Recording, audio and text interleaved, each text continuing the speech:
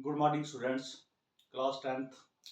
आज हम नया टॉपिक लेकर आपके सामने आए हैं और ये टॉपिक जो है चैप्टर नंबर 3 जो आपका है, जेंडर,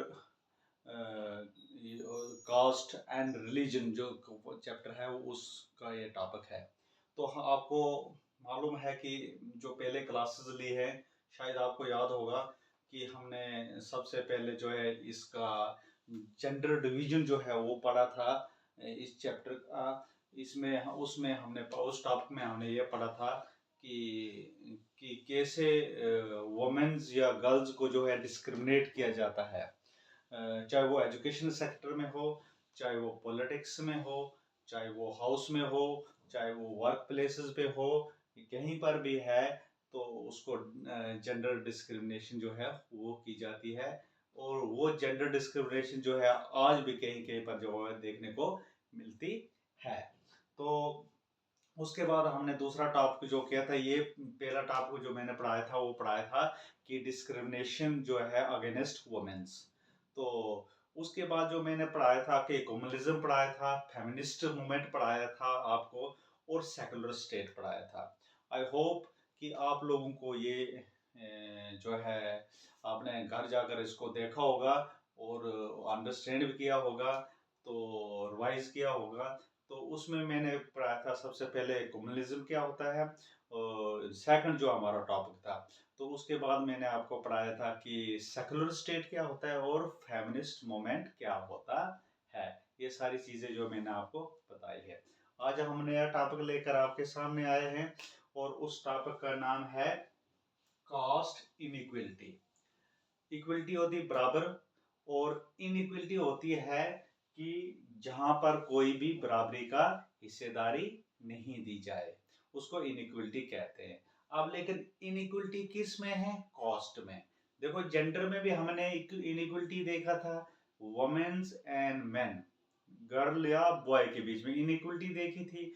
अब उसके बाद जो है आज हम नया टॉपिक जो है आपके सामने है, उसका टॉपिक का नाम है कास्ट इनइक्वलिटी। अब बोलता है कि जब हम इंडिया की बात करते हैं तो caste inequality are still in India.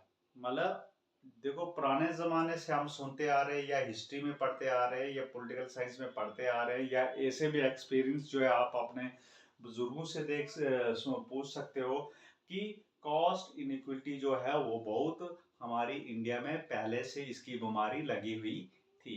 और स्टिल ये बीमारी जो है हमारी इंडिया में, ये बीमारी का मतलब कहने का मतलब ये है कि इनइक्वलिटी इन कास्ट जो है ये एक ऐसी डिस्क्रिमिनेशन है जो स्टिल कंटिन्यू जो है हमारे इंडिया में है। तो आज का टॉपिक जो हमारा है वो डेमोक्रेटिक पॉलिटिक्स का chapter number 3, gender, religion and caste, उसका जो टॉपिक है वो हमारा वो है कास्ट इनइक्वलिटी और still continue in India. Discuss करो इस चीज को डिस्कस करो कि caste inequality are still continue in India. Means कि कास्ट जात पात के बेस पर जो है आज भी जो है जात पात जो है हमारे इंडिया में की जाती है। तो अब इसके जो है हम आगे इसका पढ़ते हैं कि क्या है इसमें। अब बोलता है, हम जानते हैं कि इंडिया जो है बहुत प्रोग्रेस कर गई है, कर रही है, लेकिन जब हम कास्ट की बात करते हैं, जब डिस्क्रिमिनेशन की बात हम करते हैं, वो किस बेस पर, कास्ट के बेस पर डिस्क्रिमिनेशन जब हम देखते हैं, तो वो अभी भी हमारे इंडिया से कंप्लीटली जो है वो खत्म नहीं हुई है। मींस कि caste inequality are still continue in India, और ये अभी भी जो है इतनी मतलब वक्त गुजरने के बाद 1947 में हमारा मुल्क आज़ाद हुआ है, इतने हम बोलते हैं कि ये मुल्क इतना तरक्की कर लिया है, लेकिन हमारे लोग भी ऐसी प्रैक्टिस करने में इंडल्ज हैं। तो इसको हम कास्ट इनइक्वलिटी अभी मींस की बोलता है कि कंप्लीटली डिसअपियर जो कास्ट इनइक्वलिटी हमारी इंडिया से नहीं हुई है। अब देखो, इसको हम थोड़ा डिस्कस करने की कोशिश करते हैं कि इवन टुडे, आज की जगह हम बात करते हैं कि most people marry with in their own caste और ट्राइब। देखो जब हम करते हैं कि एक साइड से हम बोलते हैं कि हम कास्ट जो है कास्ट बेस पर जो है हम किसी को डिस्क्रिमिनेट नहीं करते हैं। तो जब शादियों की बात आती है तो अभी भी जो है वो शादियां जो है विद इन द कास्ट होती हैं और या विद इन द ट्राइब होती हैं।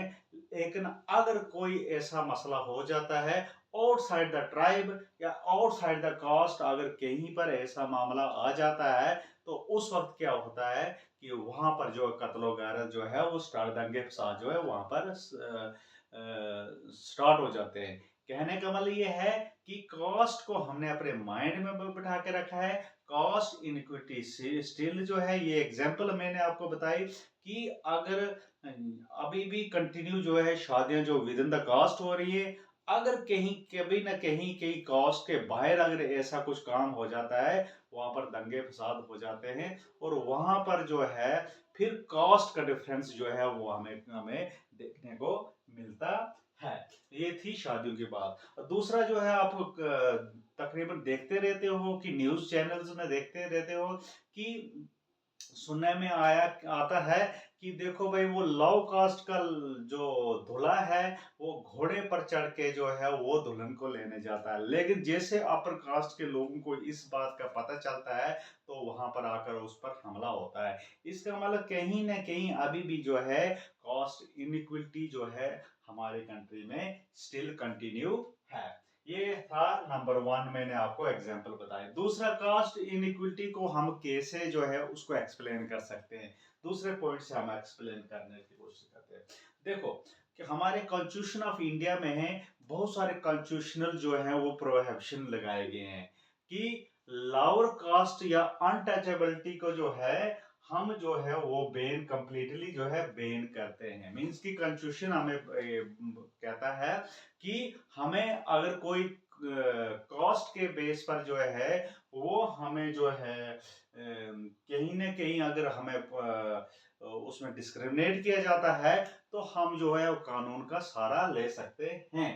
लेकिन देखने को जब हम प्रैक्टिस में देखते हैं तो बोलता अनटचेबिलिटी जो है अभी भी जो है कंप्लीटली जो है हमारी इंडिया से जो है वो खत्म नहीं हुई है।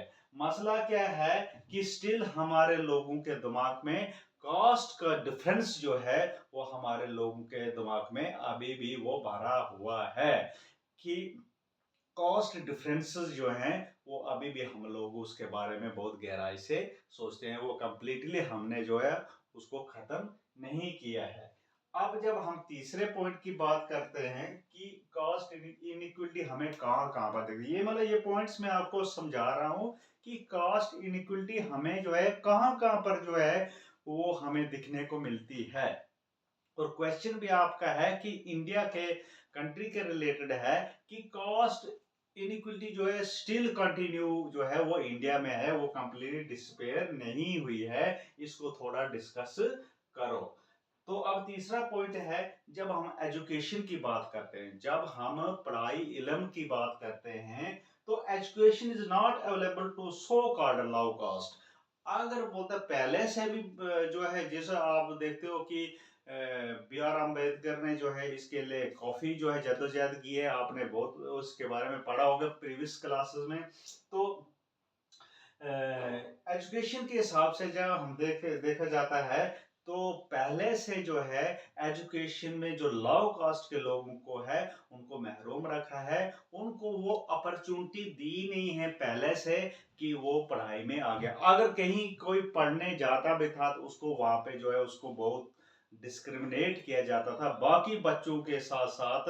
वो जो है उनको डिस्क्रिमिनेट उनको मतलब डिफरेंसेस रखे जाते थे, low caste and high caste students. जो हाई कास्ट के स्टूडेंट होते थे उनके साथ अलायद सेपरेट जो है बिहेवियर उनके साथ होता था टीचर का या स्कूल का, लेकिन जो लो कास्ट था उनको जो है डिस्क्रिमिनेट किया जाता था।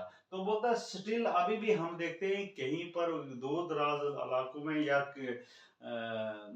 बहुत सारी ऐसी एग्जांपल्स हमारे पास आती हैं कि अभी भी जो है लो कास्ट के लोगों को जो है वो एजुकेशन अवेलेबल नहीं है। हालांकि कॉन्स्टिट्यूशन में जो है राइट टू एजुकेशन जो है हर एक, चाहे वो किसी भी कास्ट को हो, जेंडर को हो, क्रीड का हो, कलर का हो, कोई डिस्क्रिमिनेशन उसमें नहीं होनी चाहिए। लेकिन हम उस वक्त हम कंजूशन जो है वो भूल जाते हैं और कास्ट सबसे आगे आ जाती है।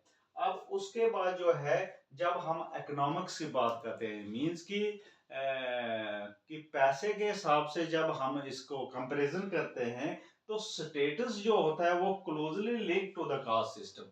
जो इकोनॉमिक स्टेटस है low caste and high caste का, वो कंप्लीटली जो हमें क्या दिखता है कि वो कास्ट से लिंक करता है। अब देखो कि जब हम जो है लो कास्ट के लोगों को पढ़ने का मौका नहीं देंगे, जब लो कास्ट को लोगों को हम अच्छा काम करने नहीं देंगे, उनको ट्रेडिशनल जो मतलब उनका ऑक्यूपेशन होता था उसी में उनको घुसा के रखा हुआ है, तो वो प्रोग्रेस कैसे करेंगे? अगर वो मतलब उसी में उसी काम काज में उनको दूसरे बिजनेस करने का या कोई ट्रेड करने का या कोई पढ़ने का या अच्छी हायर पोस्ट्स लेने का जो अगर उनको जो है मौका नहीं दिया जाएगा, तो उनका जो इकोनॉमिक स्टेटस तो वो अच्छा कैसा होगा?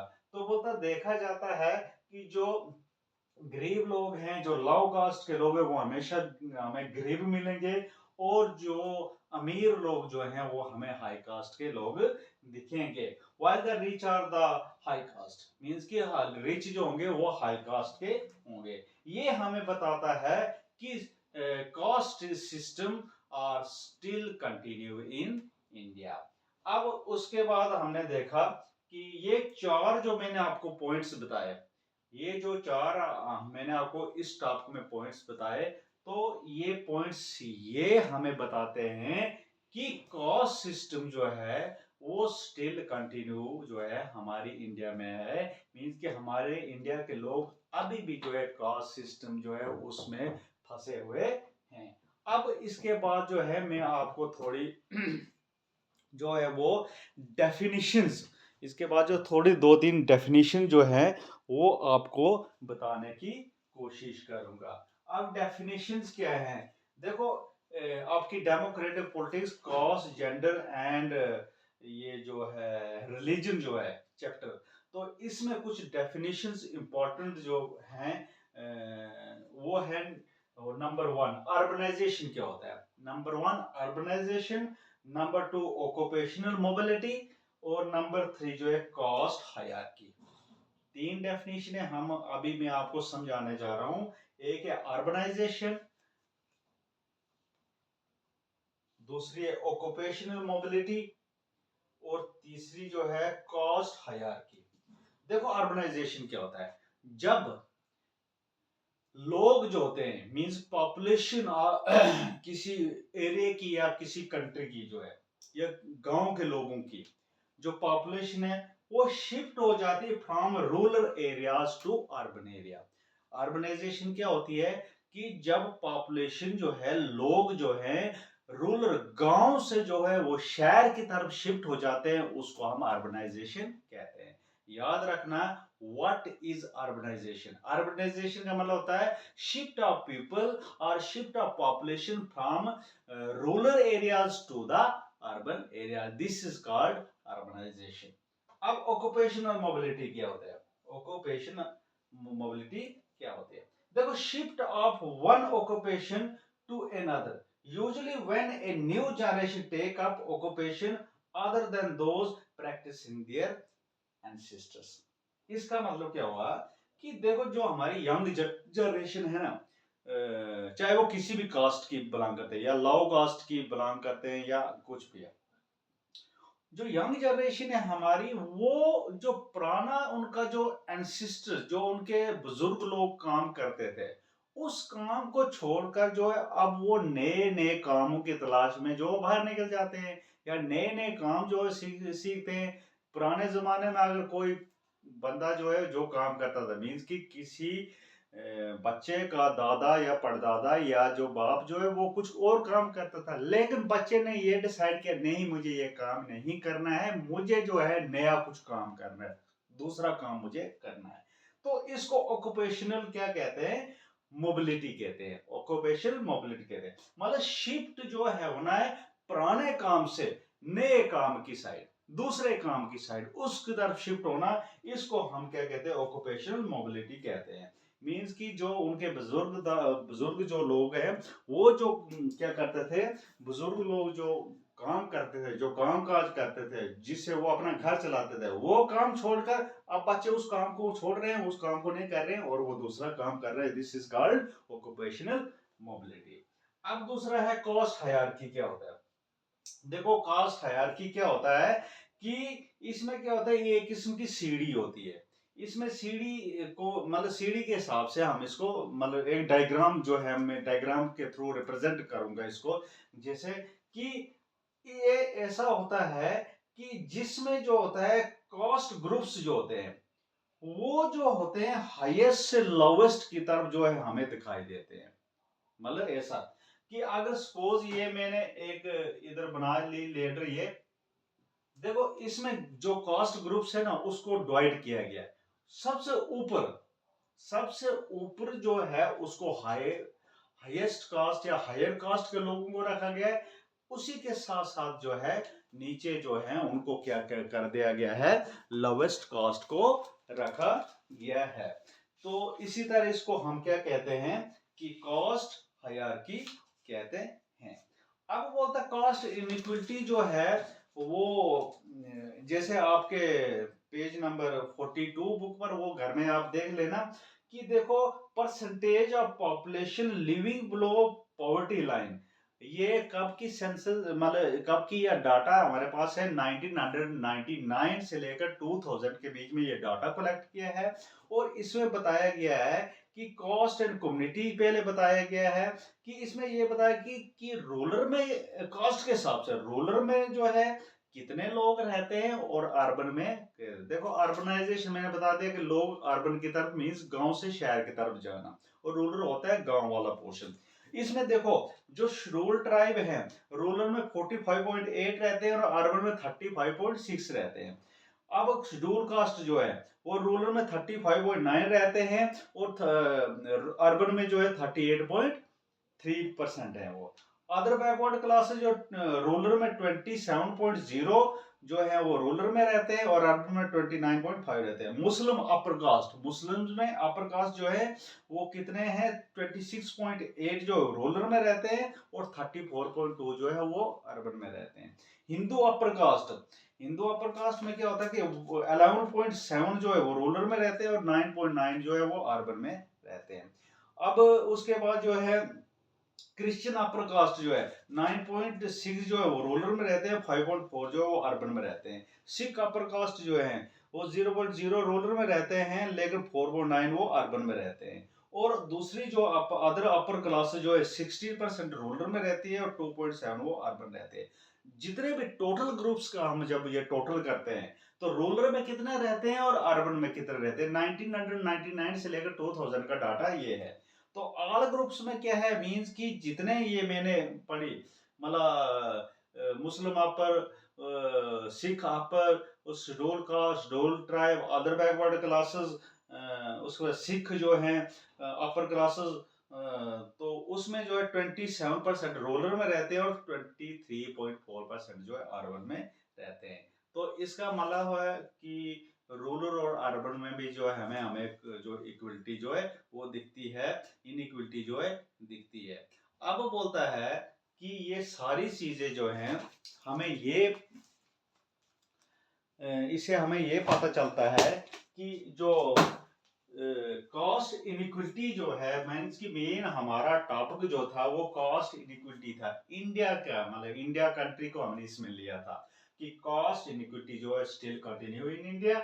इसमें जो है ये चार के चार पॉइंट जो है आपको मैंने समझा दिए, और इसमें कुछ इंपॉर्टेंट डेफिनेशन जो इंपॉर्टेंट पॉइंट्स जो थे, 3 पॉइंट जो थे वो क्या थे, ऑर्गेनाइजेशन क्या होता है, ऑक्यूपेशन मोबिलिटी क्या होता है और कास्ट हायरार्की क्या होता है, ये भी आपको पढ़ाया। आई होप आपको समझ आई होगी। तो कल जो है नया टॉपिक लेकर फिर आपके सामने हाजिर होंगे। Thank you.